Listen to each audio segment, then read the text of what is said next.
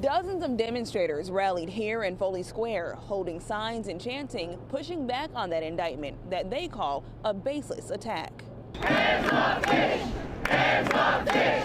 Hands off Tish! A large show of support for New York Attorney General Letitia James at a rally in Foley Square after the U.S. Attorney's Office for the Eastern District of Virginia announced that indictment against James, accusing her of bank fraud and making false statements to a financial institution.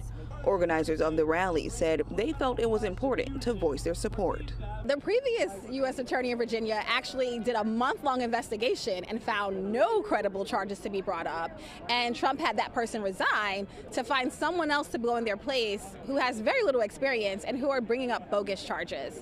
And so we think this is an abuse of Trump's power, a waste of Tish's time and her resources.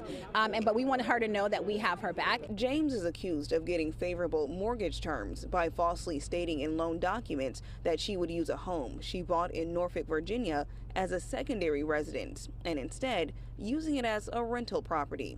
Political expert Hank Scheinkopf says the case could prompt strong political reactions on both sides. The cry throughout the nation among Democrats will be that it was entirely politically motivated. Why? It was revenge for the fact that Letitia James had tried Donald Trump in the case in which she was convicted. And the Trump people will say, well, she deserved it. And they'll say it's time for the system to be fair to all people, whether they be Republicans or Democrats. Interim U.S. Attorney Lindsey Halligan said in a statement that no one is above the law and the alleged charges represent intentional criminal acts. James and her lawyers have not yet answered questions about the home purchase, but in a video posted to X, she called the charges a violation of our constitutional order.